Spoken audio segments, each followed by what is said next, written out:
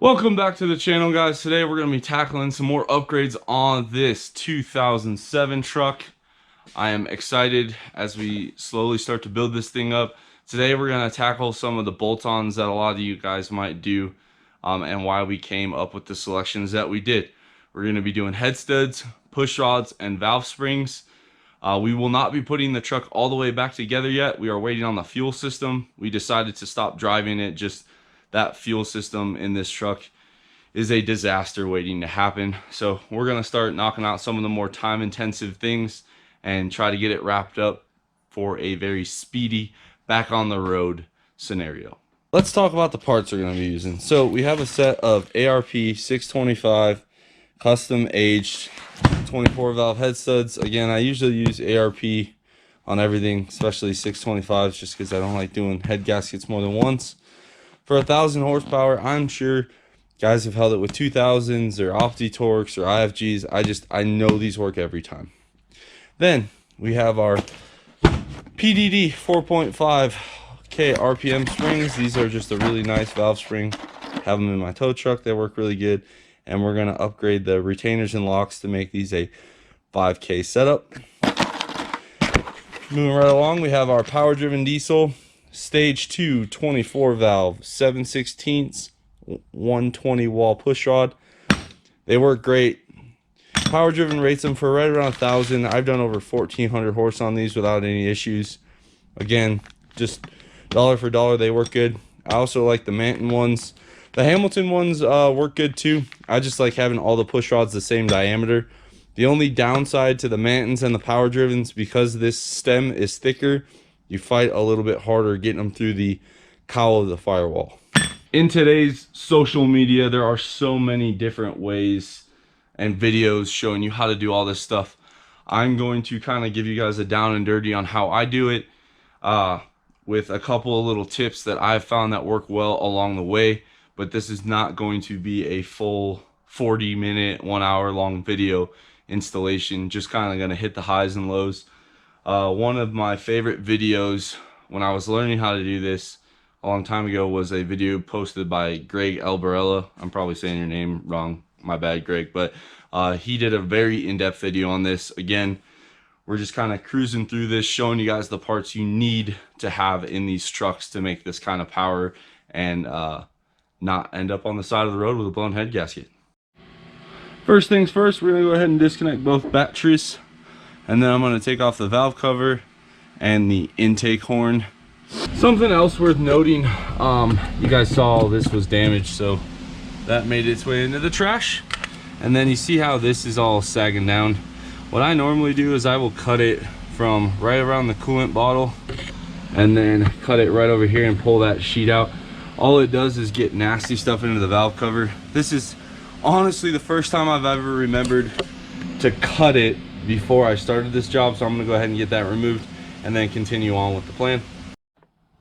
All right, so we got our valve cover off, batteries disconnected, intake horn. I ran across something that's very common to see on these trucks. If you look right here, you'll see the injection hold down line bolt is missing. That is very common. It'll make kind of a weird noise. I don't know if it's just the age these trucks are getting, but I have seen this increasingly more common on these 06, 07 trucks. It does affect the like 03, 05s, but I have seen it a lot more on the 06, 07 trucks. The other thing is, looking at this, I can tell somebody's been in here. If you look, you got some one's dotted this way, one's not. Then you got a dot on this one, dot's not. So it's clear somebody has been in here, which was also pretty prevalent given how the bolts looked when I took some of them out.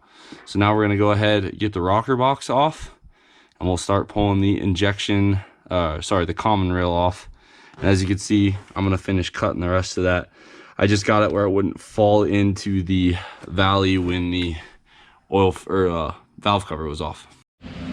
And now, as you can see, we got all that lining removed all the way over to the power steering area.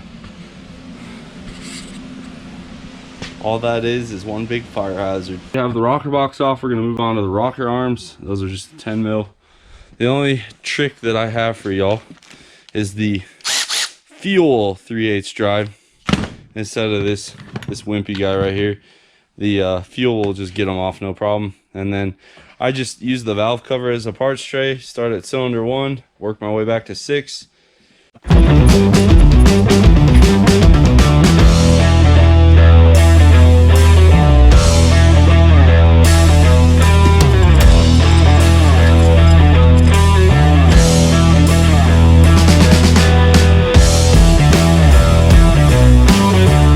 You guys that have never done this job before, I'll pause here.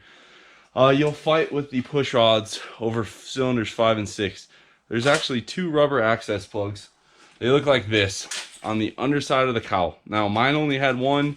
Again, more evidence that somebody's been in here, which is fine, but I only had one. All you're gonna do is take a little screwdriver, pry it out. They're located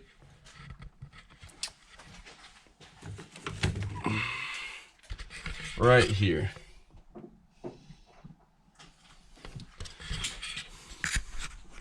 So again, that'd be about right here over the push rod. There's one about a couple inches back and one about 6 inches back. Just pry them out. Don't push them up. If you push them up, then you got to take the wiper cowl off. Next, we're gonna get this fuel rail off. A little trick for you guys. A lot of you have just your regular 9/16 box end wrenches. Sorry, 3/4. This is a 4-way. It is a Sunix Tools brand probably from China, but they're available on Amazon and they make life a lot easier. 5/9 rail. I take 1 through 5 off from the cylinder head, and then 6, I remove the line here. That way I can get this lifting eye out of the way. Once we get the rail off, we're gonna go ahead and get the lifting eye out of the way. And then number 6 injection line will follow. And then I'm gonna go ahead and get rid of that plate, which is back here. I think it's a safety thing in case the line ruptures. We're gonna get rid of that. Just makes everything so hard and complicated. So we're gonna get rid of that, get rid of the lifting hook. And just because I don't know the history on this truck, I'm also gonna pull the intake plenum plate off. Make sure we have a good gasket under there. Yeah, as you can see here, this thing was pretty grimy. Again, I just pulled it out, wanted to clean it. This one did have the MLS gasket. Watch out, some of the gaskets I've seen come with the like perforated tinfoil kind of deals. These are the gaskets that you want. It's a Molly gasket, or Felpro I think also sells these at the auto parts store. They fit from 89 all the way up to I think 2018 for sure. So we'll get this in the parts cleaner, get this in the ultrasonic. Last step we got over here is just pull out our connecting tubes and the injectors. Now we're gonna pop out injectors. I have this little snap-on pry bar, works pretty good. Just kind of not do that, but pop them up. Just be ready to catch them with your hands. Struggle busting, struggle busting. And then once they're popped out like that, you can just pull the injector out. So we knew obviously that these injectors were probably the issue. Looking at them now outside the truck, this is what you would expect to see on a factory style injector. You'll have some part numbers, couple numbers for a date code, a barcode. That's normal. Now on a Bosch reman, usually they swap this center section out to blue, and there'll be a date on here of when they were remanned. I have some injectors in this set that have no barcode. As you can see here, there is no barcode, no numbers up top. And then I have some that have a barcode with no numbers up top. So I'm not the smartest man, nor do I claim to know everything. But what that's telling me is I think there's at least 3 different styles of injectors. I saw 2 that appear to be factory original, 2 that appear to be like maybe like a really cheap reman, and then I see 2 that look like they might have been a Bosch reman, just done a little bit differently than I'm used to seeing. So that again might attribute to why this thing starts so poorly and it's down on power. No worries though, we're gonna get a new fuel system put in here. Again, just trying to show you guys some of the things I look at when I'm pulling injectors out, what looks normal, what doesn't. Those two with nothing on them definitely look fishy, smell a lot like China. Now that we have the rocker box off, injectors out, rocker arms off, connecting tubes, all that jazz, I went ahead and cleaned everything off. That way it goes together nice and clean. All I'll do while I'm doing valve springs is I'll put paper towel in all the injector bores and all the connecting tube holes, especially since this job's going to take place over several days while we wait for the injectors to get here. That's what I'm going to do, just get that up, and then I'm going to go ahead and put the connecting tubes, the rail, in the ultrasonic cleaner. That is a cleaner that's used to clean out fuel system parts.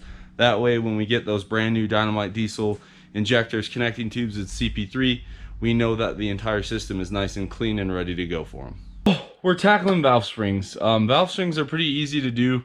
You get a valve spring tool, a couple pocket screwdrivers and a magnet, you're ready to go. One thing I do recommend, this magnetic parts tray. What I will do is I'll put like keepers for cylinders 1, 2, 3, 4, sorry, for valve spring 1, 2, 3, 4. And this also helps them from falling out. And then here's the valve spring tool. This is nothing fancy, Torque Tech 24 valve one. I've used it many times. As long as you lubricate these threads, it'll go forever. And I know the engine's at TDC number 1 just from when I took the rocker arms off. So we can do 6 and 1 together. You can do 2 and 5 together, 3 and 4, the companion cylinders. The last thing I want to touch on before we get started, I put paper towel through the pushrod holes. That way, in case something falls, the only place it can go is kind of in the head right here, and we can fish that out with a magnet. Okay, so we're starting on valve springs. I have a barring tool in here and a screwdriver that I use to find TDC. Bar the engine over, find TDC, and we'll get you guys on a time lapse.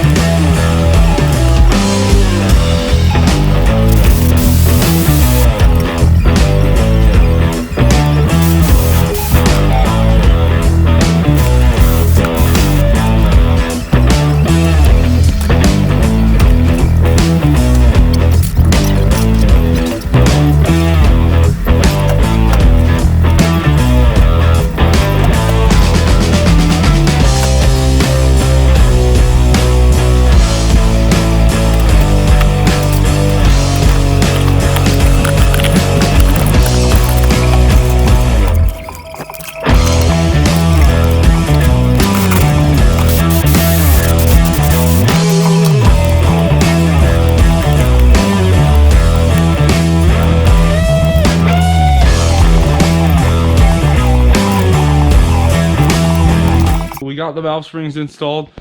I went ahead and changed the valve seals just because I was there. Just a pair of pliers, kind of twist, pull up, and then a 13 mil 3/8 drive socket will allow you to hammer them down on the shoulder and not damage the seal. So I did that. Got the valve springs, no hiccups there. As you can see, we'll have all the RPM control now, and hopefully no oil getting past the valve stems. Now we're going to start our 625 installation. I'm not sure how important putting on gloves is, but it's a habit that I've gotten into. Just that way, you know they're going on without any foreign debris.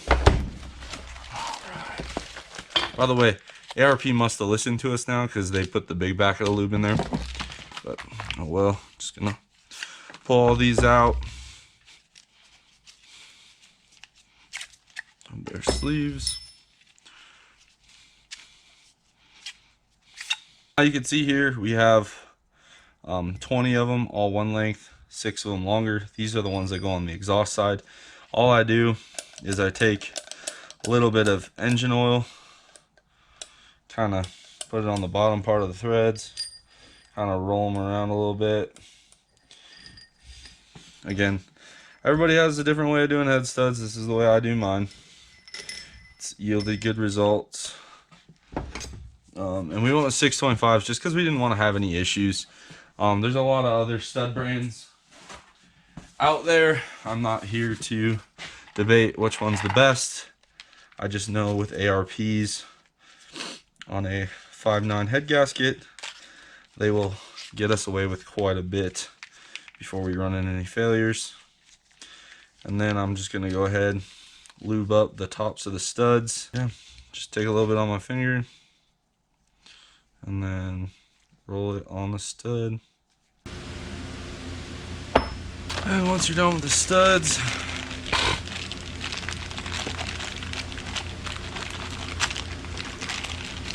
go ahead,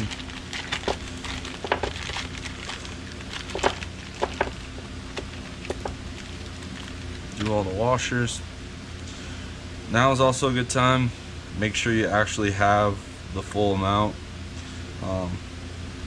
ARP, in my opinion, hasn't been that bad about it, but I have had some issues with some other stud manufacturers, so it's always a good idea to make sure that you have all of the parts. And the other reason why I'm not that worried, I do have spares of these, because over the years, you know, you break them, stuff like that, strip them out. So I do have a couple spares, so I'm not that worried about it. Once you're done with your washers, those over, work on your nuts.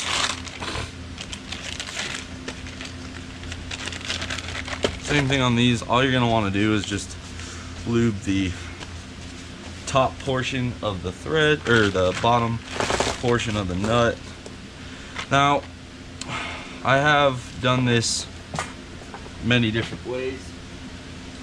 Meyer has kind of voiced his opinion. If you lube both sides of the washer, you shouldn't have to lube the underside of the nut.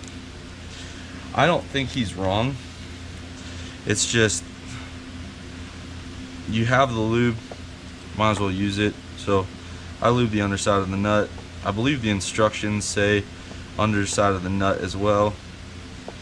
And again, you just put a little on your hand, and then you can just spin it with your clean hand. Nice little layer there.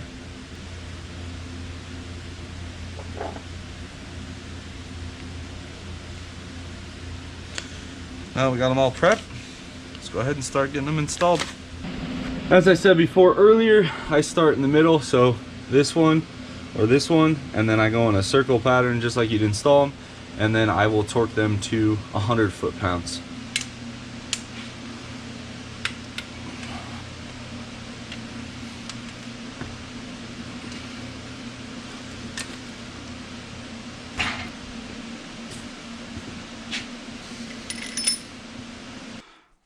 Just one quick thing to note, normally I will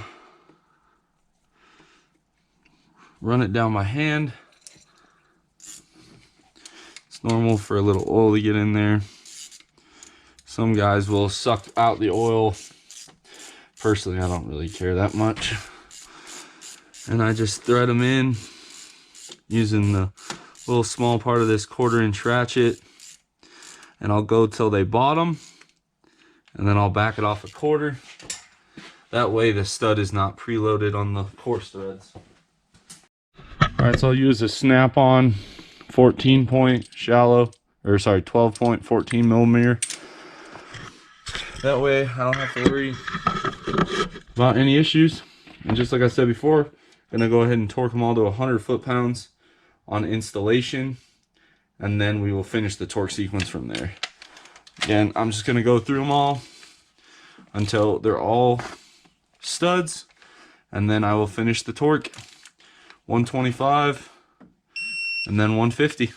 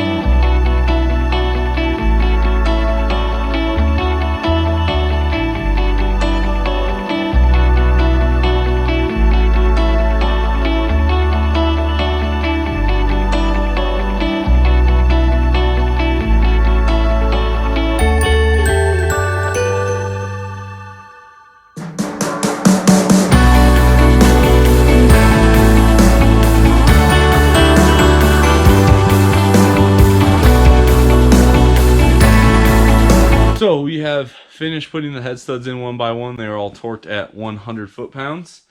Now we're going to go ahead and torque them all to 125, then 150, and we can wrap this up.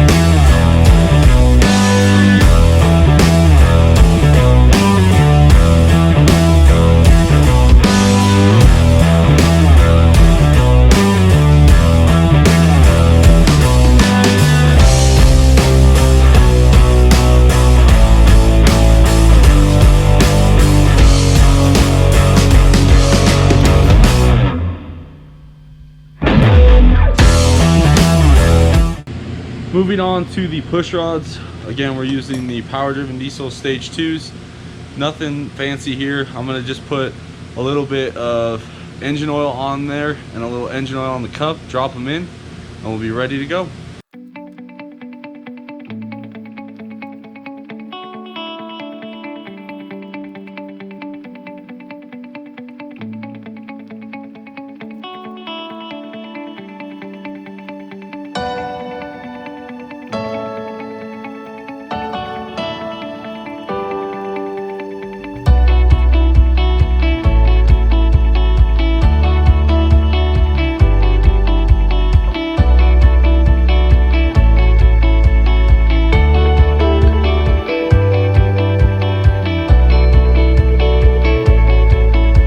Tonight we wrapped up the head stud installation. Again, we went with 625s. We put in our push rods, which again are our PDD stage 2 7/16 120 wall push rods. And then we put our power driven diesel valve springs in. Those are 4,500 RPM springs. One of the reasons why we went with the 625s is with the compounds on a factory head gasket, we needed as much clamp load as we could get. The push rods are going to keep us safe to 1,200 horse. And the valve springs, as long as we keep the rev limiter below 4,500, will keep control of all of the valve train for us. Again, picking your parts, picking what head stud's right for you, things of that nature. It really comes down to how much horsepower, what kind of turbos, and what engine it's going in. ARP 2000s could probably have held what we're trying to do. I just don't want to screw around and do this more than once, so we went with the 625s. Again, as far as push rods, there's a lot of good brands out there. I prefer the power driven ones or the Manton ones. And then as far as valve springs go, again, power driven, Manton, Hamilton. I think there's a couple others that make them. I just went with what was readily available, which was those power driven ones. Hopefully you guys learned something. If not, I apologize for boring you guys tonight. Have a good one. Stay safe.